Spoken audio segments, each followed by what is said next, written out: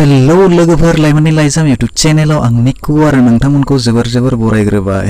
दिनैनि मोनसे गोदान भिडियोआव नोंथांमोननि थाखाय आं लानानै फैदों। बे भिडियोआ जागोन जायफोर फरायसा बिथांमोना पीजी अर्डार पोस्ट ग्रेजुएट खालामगासिनो दङ बिथांमोननि थाखाय जोबोर मोजां खौरां। थ' बिदिब्ला गासैखौबो आबुङै फोरमायलांगोन, बेनि थाखाय नोंथांमोना भिडियोखौ जोबजासे नायलांदो। स' बिदिब्ला भिडियोखौ जागायनायनि सिगां गुबुन भिडियोफोराव बुंनाय बायदि चेनेलाव गोदानै नायदोंब्ला खाथियाव थानाय गोजा गाबनि साबस्क्राइब बाटनखौ गोसोम खालामनानै होदो, मानोना बेयो नोंथांमोननि थाखाय फ्रिखासो। लोगोसे नुजानाय बेल एबा घन्टा बाटनखौबो गोसोम खालामनानै होदो। थ' बिदिब्ला भिडियोआव नोंथांमोना मिथिगौ जोंनि हादराव रायजोआव फरायसाफोरनि थाखाय गोबां रोखोमनि स्कलारशिपफोर दङ। गाव गावनि एलिजिबिलिटिनि सायाव पार्सेन्ट नायनानै बेखौ एप्लाइ खालामनो हायो। स' बेयाव दिनै आं नोंथांमोननो फोरमायनो लादों Indira Gandhi scholarship for single girl child.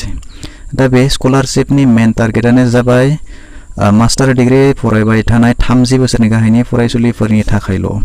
जायफोरानोखि नखराव फिसाजो सासेल' दं एबा टुइन डटार जावजा फिसाजो दं एबा फंबायनि फिसाजो बिमा बिफा गैजायै, जायखौ फ्रेटारनेल डटार होननानै बुंनाय जायो, बिसोरबायदि स्टुडेन्टफोरनि थाखायल' बे स्कलारशिपआ। मोनसे खोथाखौ गोसोआव लानांगोन दि बै एप्लाइ खालामग्राया उन सिगां एबा बिदा फंबाय बा बिब' फंबाय गावनि रावबो थानाय जानाय नङा। न'नि नायल' जाल' सासेल' फिसाजो बा जावजा फिसाल'सो बेखौ एप्लाइ खालामनो हागोन। आरो मोनसे खोथाखौ मिथिनानै लाबावनांगोन जे जायफोरा डिस्टेन्सआव पिजि खालामगासिनो दङ बिथांमोनाबो बेखौ एप्लाइ खालामनो हानाय नङा।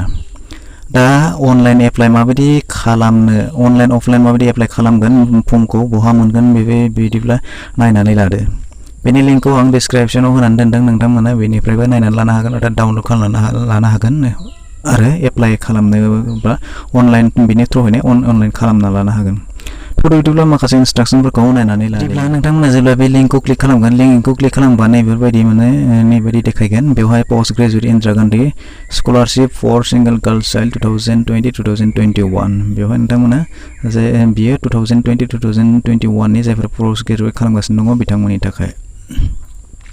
बेनिफ्राय बेवहाय एलिजिबिलिटि दङ जायफोरा सिंगल गार्लआ 30 इयार्सनि बिल'आव बेवहाय एप्लाइ खालामनो हागोन। बेनिफ्राय रिजना जागोन अल अभार इन्डिया। बेनिफ्राय एवार्ड मोनगोन जायफोरा 2 इयार्स कर्स खालामगासिनो दङ, पिजि कर्स खालामगासिनो दङ, बिथांमोना 36,200 2 बोसोरनि थाखाय मोनगोन। बेनिफ्राय बेनि एप्लाइनि लास्ट तारिखआ जाबाय 30 October 2020।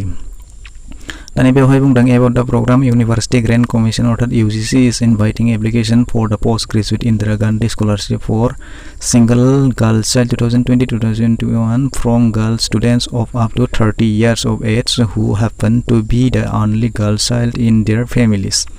The scholarship aims to promote girl education and compensate for the direct cost of girl education to all levels.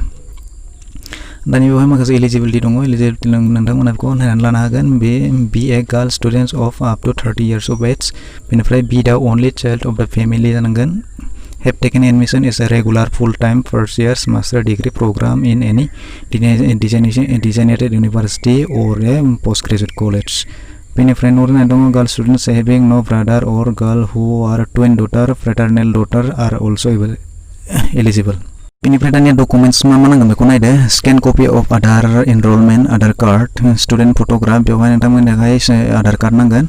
बेनिफ्राय स्टुडेन्ट फट'ग्राफखौ गांसे नांगोन। Self attested copy of previous academic marksheet, नोंथांमोना जेरावहाय ग्रेजुएट खालामदोंमोन बेनि सेल्फ एटेस्टेड थानाय मार्कशिटखौ नांगोन। बेनिफ्राय free receipt of current course years, नोंथांमोना जे कर्स खालामगासिनो दङ पोस्ट ग्रेजुएट खालामगासिनो दङ बेनि जिथु एडमिसन रिसिप्ट मानि रिसिप्ट होननानै बुङो बेखौ होफानांगोन। बेनिफ्राय affidavit regarding single girl child status prescribe, नोंथाङा जे थारैनो सिंगल गार्ल अर्थात सासेल' फिसाजो बेनि एफिडेभिटखौ नोंथांमोना होफानो नांगोन होननानै बुंदों। दानिया नोंथांमोना जुदि एप्लाइ खालामोब्ला दानिया एप्लाइखौ माबोरै खालामगोन, बेवहाय फैयोब्ला नोंथाङा गाहायाव लिंक नुगोन। नैबेवहाय एप्लाइ अनलाइन, बे एप्लाइ अनलाइनाव नोंथाङा क्लिक खालामोबा नैबायदि मोनसे अपसन फैगोन। बेवहाय नोंथाङा Facebook, Google, mobile number, email होनाय दङ। बेनिफ्राय गाहायाव दङ डन्ट हेभ एन एकाउन्ट, बेवहाय नोंथांमोना रेजिस्टार खालामनानै लानांगोन।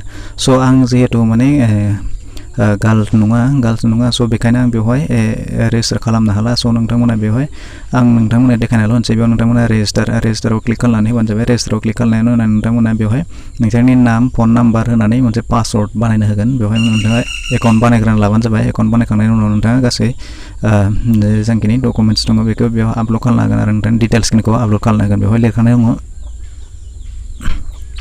बेवहाय लिरखानाय दङ बे स्ट्राक्चारखौ नोंथाङा नायनानै लाबानो जाबाय नायनानै खालामनो हागोन मा नांगोन आं बेयाव बुंनानै होदों नोंथाङा एप्लाइ खालामनायनि उनावहाय बेवहाय बेंक एकाउन्ट नांगोन IFSC क'ड थानाय जानांगोन बेनिफ्राय फन नाम्बार नांगोन फन नाम्बाराव OTP जागोन नोंथांनि जिथु सिगाङाव नोंथाङा ID खालामना लादोंमोन ID बानायग्रोना लादोंमोन बे ID मथेनो बेवहाय एप्लाइ खालामनाय प्रसेसा जालांगोन तो बिदिब्ला बेवहाय इम्पर्टेन्ट डेट दङ इम्पर्टेन्ट डेटआ जाबाय स्कलारशिप एनाउन्स डेट 30 आगस्टआवहा बियो एनाउन्स जादोंमोन बेनिफ्राय क्लोजिं डेटआ जागोन 30 अक्ट'बर 2020 बेनिफ्राय last date of defective verification 15 November बेनिफ्राय last date of institution verification 15 November नोंथाङा जुदि अफलाइन एप्लाइ खालामनो गोसो दङब्ला जुदि अफलाइन खालामगोन होननानैसो सानोब्ला नोंथाङा बेवहाय इम्पर्टेन्ट डकुमेन्ट्सनि गेजेराव बेवहाय गाइडलाइन एन्ड फर्मस दङ बे गाइडलाइन एन्ड फर्मसआव नोंथाङा क्लिक खालामनानै होबानो जाबाय क्लिक खालामनानै होनायनि उनाव बेवहाय नैबेबायदि फर्म फैगोन बे फर्मखौ नोंथाङा डाउनल'ड खालामनानै लाबानो जाबाय डाउनल'ड खालामनायनि उनाव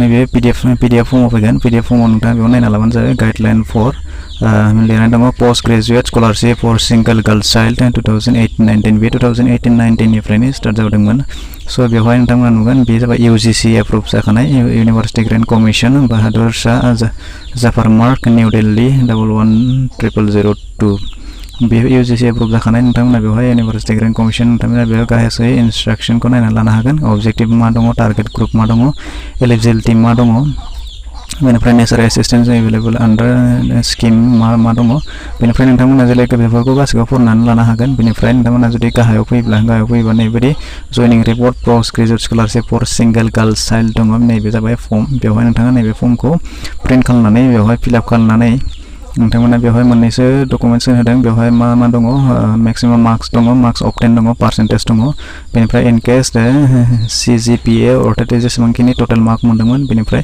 पार्सेन्टेज बेखिनिखौ बेवहाय फिलआप खालामनांगोन फिलआप खालामनायनि उनाव बेवहाय एफिडेभिट दङ must be in 50 stamp paper नोंथाङा बेखौ कर्टनि एफिडेभिट खालामनानै होनांगोन कर्टनि एफिडेभिट खालामनायजों लोगोसे बेवहाय नोंथाङा माखासे फिलआप खालामनानै नोंथाङा बेखौ कर्टनि सासे मेजिस्ट्रेटनि बेवहाय सिगनेचार लानानै फैनांगोन स' होमबा बिदिबा नोंथाङा जुदि अफलाइन खालामनो गोसोबा बे गांनै फर्मखौ प्रिन्ट खालामनानै लाबानो जाबाय थ' दानिया नोंथाङा नैबे अफलाइन फर्मखौ फिलआप खालामनायनि उनाव गासैबो डकुमेन्ट्सखौ रेडि खालामखांनायनि उनाव एटाच होखांनायनि उनाव बहा सेन्ड खालामनांगोन बबे एड्रेसाव हरनांगोन बेखौ आं बुंनानै होनि नोंथाङा डाइरेक्टनो मोनसे इमेल आइडि दङ बे इमेल आइडियाव सेन्ड खालामना हरबानो जाबाय बे इमेल आइडियानो जाबाय sosa3ugc@gmail.com अर्थात आं स्पेलिंखौ बुंनानै होदों sosa3ugc@gmail.com बे इमेल आइडियाव नोंथांमोना गासै डकुमेन्ट्सखौ रेडि खालामखानानै फर्मखौ रेडि खालामखांनायनि उनाव सेन्ड खालामनानै हरब्लानो जाबाय थ' बिदिब्ला आसा खालामो नोंथाङा दिनै बे भिडिअखौ नायनानै बुजिमोनबाय जानांगौ जुदि बुजिमोनाखैब्ला माबा सोंनो गोनां दङब्ला डाउट दंबायब्ला नोंथाङा कमेन्ट बक्सआव थांनानै सोंनो हागोन जुदि